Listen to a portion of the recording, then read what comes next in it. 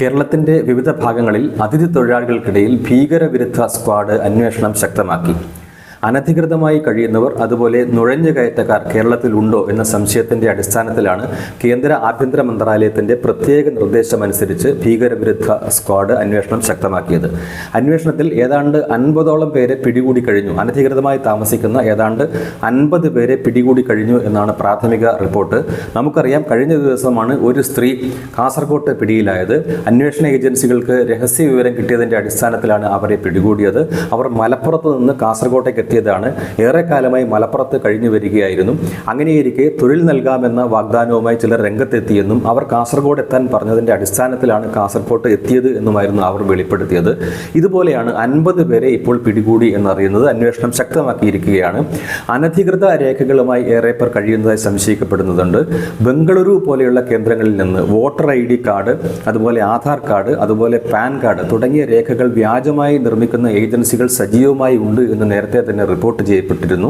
ഭാരതത്തിന്റെ വിവിധ ഭാഗങ്ങളിലുള്ളവർക്ക് ഇത്തരത്തിലുള്ള വ്യാജ കാർഡുകൾ, അതായത് നുഴഞ്ഞുകയറ്റക്കാരായ വ്യക്തികൾക്ക് വ്യാജ കാർഡുകൾ എത്തിച്ചു കൊടുക്കുന്ന ഏജൻസികൾ സജീവമാണ്.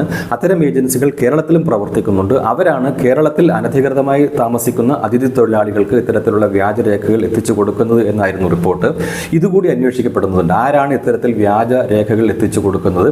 അതുപോലെ തന്നെ കോൺട്രാക്ടർമാർ ഇത്തരത്തിലുള്ള മറ്റ് സംസ്ഥാനങ്ങളിൽ നിന്ന് എന്ന വ്യാജേന നുഴഞ്ഞുകയറ്റക്കാർ ഉൾപ്പെടെയുള്ള തൊഴിലാളികളെ കേരളത്തിൽ എത്തിക്കുന്ന മധ്യവർത്തികളെ കുറിച്ച് അന്വേഷണം നടക്കുന്നു. വലിയ തോതിലാണ് മറ്റ് സംസ്ഥാനങ്ങളിൽ നിന്ന് അല്ലെങ്കിൽ ഇതുപോലെ തന്നെ നുഴഞ്ഞുകയറ്റക്കാരിൽ നിന്നുള്ള ആൾക്കാരെ തിരഞ്ഞുപിടിച്ച് കേരളത്തിൽ എത്തിക്കുന്നത്.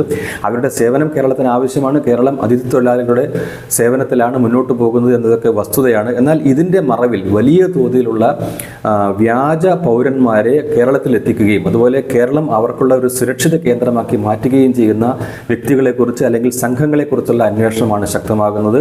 ഇതോടൊപ്പം തന്നെ ഈ രംഗത്ത് കോൺട്രാക്ടർമാരായി പ്രവർത്തിക്കുന്നവർ, നിത്യേന എന്നോണം വിവിധ മേഖലകളിലേക്ക് തൊഴിലാളികളെ എത്തിച്ചു കൊടുക്കുന്നവർ, അത് നിർമ്മാണ മേഖലയിലായാലും മറ്റ് മേഖലകളിലായാലും ഒക്കെ എത്തിച്ചു കൊടുക്കുന്നവരെ കേന്ദ്രീകരിച്ചും അന്വേഷണം നടക്കുന്നു. ഈ രംഗത്ത് വളരെ സജീവമായും സത്യസന്ധമായും പ്രവർത്തിക്കുന്ന ഏജൻസികളുണ്ട്. അവരാരൊക്കെ, അതുപോലെ തന്നെ തട്ടിപ്പ് നടത്തുന്നവരാരൊക്കെ എന്ന് തിരിച്ചറിയാനുള്ള ശ്രമവും കൂടി കേന്ദ്ര ഏജൻസികൾ നടത്തും എന്നാണ് പ്രതീക്ഷിക്കപ്പെടുന്നത്. ഏതായാലും ഈ സമയത്ത് എന്തുകൊണ്ട് കേരളത്തിൽ നിന്ന് പോയ, നേരത്തെ തിരഞ്ഞെടുപ്പിന് മുൻപേ കേരളത്തിൽ നിന്ന് വിട്ടുപോയ അതിഥി തൊഴിലാളികൾ എന്തുകൊണ്ട് തിരിച്ചെത്തിയില്ല എന്ന സംശയം ഇവിടെ നിലനിൽക്കുകയാണ്. അന്ന് പറഞ്ഞ ഒരു കാരണം, ഇവരെല്ലാം ബംഗാൾ സ്വദേശികളാണ്. അതുകൊണ്ട് തന്നെ അവിടെ തിരഞ്ഞെടുപ്പ് വന്നപ്പോൾ SIRന്റെ സാഹചര്യത്തിൽ SIRന് ശേഷം നടക്കുന്ന തിരഞ്ഞെടുപ്പിൽ വോട്ട് രേഖപ്പെടുത്തിയില്ല എങ്കിൽ പൗരത്വം നഷ്ടപ്പെടും എന്ന രീതിയിലുള്ള ഒരു വ്യാജ നറേറ്റീവ്, ആഖ്യാനം കേരളത്തിലൊക്കെ സൃഷ്ടിക്കപ്പെട്ടിരുന്നു. അത് ഇടതുപക്ഷ കേന്ദ്രങ്ങളും തീവ്ര ഇസ്ലാമിക കേന്ദ്രങ്ങളും ബോധപൂർവം നടത്തിയ ഒരു പ്രചരണമാണ്. അവരുടെ ലക്ഷ്യം ബംഗാളിൽ മമതയെ വിജയിപ്പിക്കുക അല്ലെങ്കിൽ BJPയെ പരാജയപ്പെടുത്തുക എന്നതായിരുന്നു. അതിൻ്റെ ഭാഗമായി തെറ്റായ ഒരു വ്യാഖ്യാനം സൃഷ്ടിക്കുകയും അത് ഈ അതിഥി തൊഴിലാളികൾക്കിടയിൽ പ്രചരിപ്പിക്കുകയും ചെയ്തു. അങ്ങനെ അവരെല്ലാം ബംഗാളിലേക്ക് മടങ്ങി എന്നൊരു ചിത്രമായിരുന്നു അന്ന് സൃഷ്ടിച്ചത്.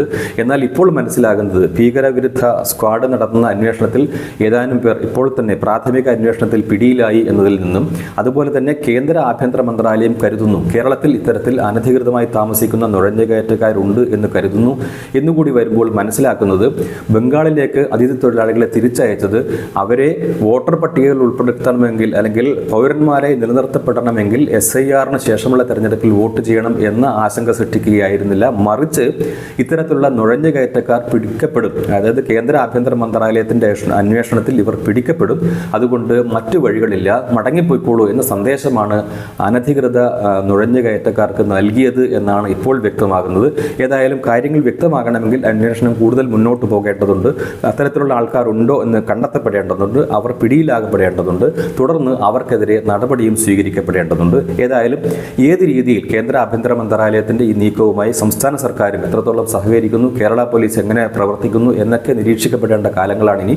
കേരളം വളരെയധികം ജാഗ്രത പുലർത്തേണ്ടുന്ന ഒരു സാഹചര്യം കൂടി മുന്നിലുണ്ട് എന്നാണ് മനസ്സിലാക്കേണ്ടത്.